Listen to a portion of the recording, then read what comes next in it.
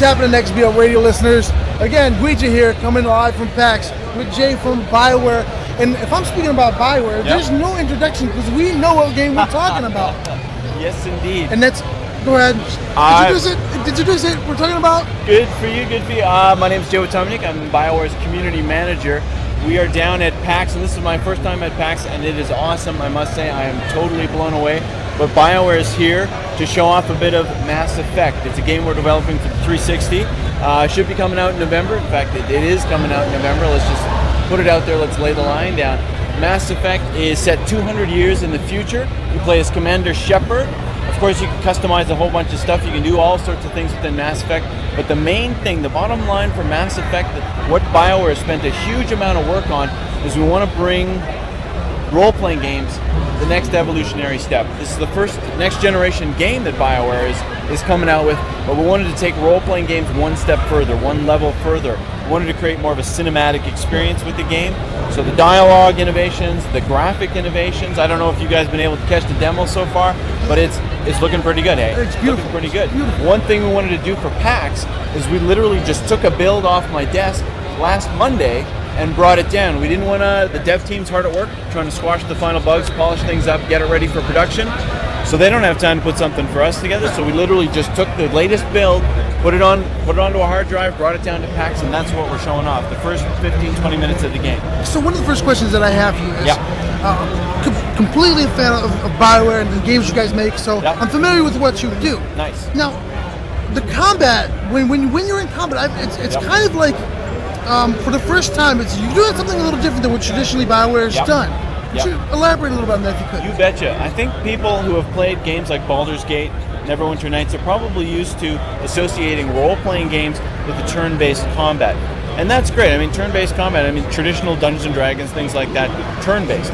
But we wanted to bring it to a sort of a wider audience. And people are used to fast-paced, they're used to exciting, but we also, at the same time, didn't want to alienate people who are, well, you know, I'm not really a first-person shooter kind of person, so we needed to put a lot of hooks in there so that everybody could play the combat and still enjoy the role-playing game aspect. I mean, Bioware makes role-playing games. That's what we know how to do. That's where our experience is. But we wanted to try some new things with combat. Like even in Jade Empire was sort of our first foray into, okay, let's see how we do live combat, like real-time combat. And that was a success, so I'm like, okay, well, let's take it into science fiction. Let's see if we can take that experience from Jade Empire, take it into science fiction. The combat is fast and furious, but also you can pause it, pick your weapons, pick your talents, all that stuff matters in combat. And I think we've made it very easy to manage, and very easy to manage your companions. Instead of making it sort of a complicated, tough thing to try and deal with, we've simplified a lot of stuff and kept the combat exciting.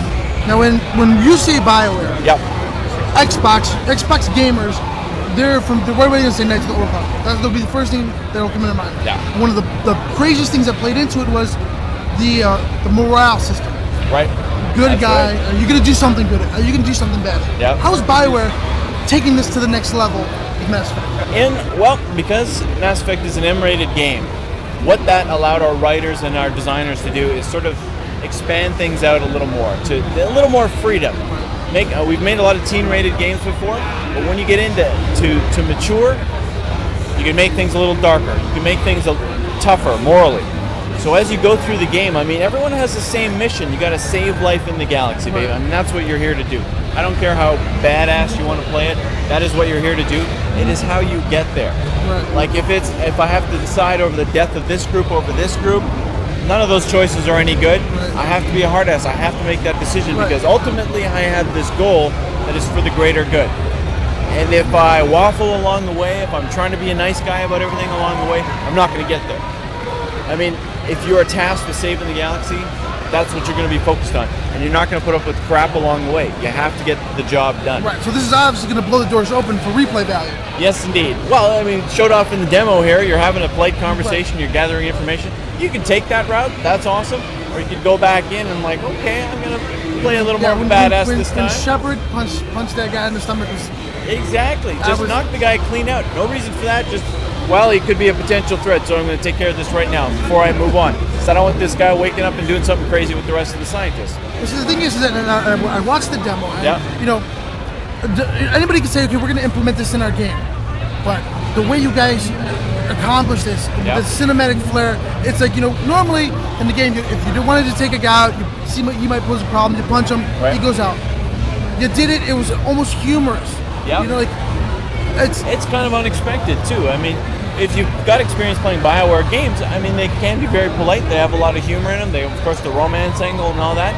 What we want to do with Mass Effect is sort of energize people, and I'm like, whoa, I wasn't expecting that. We don't want people to be used to what Bioware comes up with. Outside of the box of, well, we know it's going to be a quality game. We know that there's going to be an awesome story with awesome characters. And I'm like, whoa, I just punched out a scientist for no good reason. Well, awesome. And boom, you're suddenly engaged. You're immersed in what's going on, and you're emotionally involved. Okay, so here's a question that might sound kind of stupid, but it's a question that I thought while watching the demo. Yeah. You can choose, customize your character, female or male. Female or male. You can alter your appearance. We didn't do it in the demo today because we wanted to save time, but you can pick what character class, you can pick your abilities, and all that stuff. So, the gentleman's name is, what's his first name again? This guy, well, Shepard. Everybody. So just Shepard. When you play if you choose a female, you can pick whatever your name, but your last name's Shepard. Okay. Now the reason for that is like KOTOR, you could sort of pick out your full name, but we figured that it made more sense that if we gave the character a last name that everybody used, so if you're male or female, it doesn't matter, everyone's last name Shepard, other characters in the game could call you by name, like the voice actors that we use. And what that does, it pulls you closer into the game, instead of just saying Commander or Hey You or whatever, which sets up a bit of distance.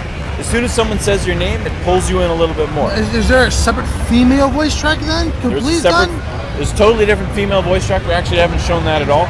What we showed here is the default male Shepard. There is a default female Shepard, but there's also make your face. Now back at home, of course, I've got a guy with a shaved head. He's got a giant scar across his eye, and he's older and haggard. And that's just that's the character that I want to play. That's how I see Shepard. So we got Mass Effect's coming out in November.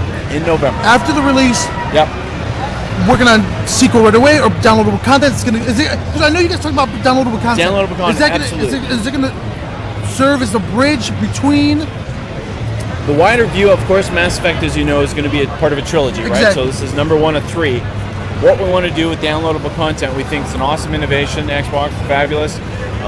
We're going to create extra content after the game is released, and as you said, we wanted to form a bridge between Mass Effect 1 and Mass Effect 2. How we're going to do that, not sure, but I think it makes a lot of sense that if we're releasing content after the game, that expands the universe, and it's about galactic exploration, so there's a lot of, it's a lot you can do in that space, but we wanted to eventually pull you into what will be the next Mass Effect. All right. Well, thank you very much for your time. You betcha. Guys, Mass Effect November. This is Gui J XBL Radio. See you again. Nice. That was awesome. This has been a production of XBL Radio. Your game, your voice, your radio. Major Nelson, aka Larry Herb. Thank you for having me. I saw you online. You guys really have made my success, so I owe everything to folks like yourself. Gamer School 25. Hi, this is Luke. Oh wait, no, okay. The boys from Cinecast. This is Adam, and Sam. Hi guys. Capsule. Thank you for having me back. Hey, this is Pitch. I am Rusty Ranchero. Are we talking gaming? A gaming show. D-Rebel. I was gonna say now I soon defeated, but I can't say that anymore, so... You must like gaming. Going good. Gamer School 25. How big is it? It's about the size of a Walkman. I'm just gonna start my own thing.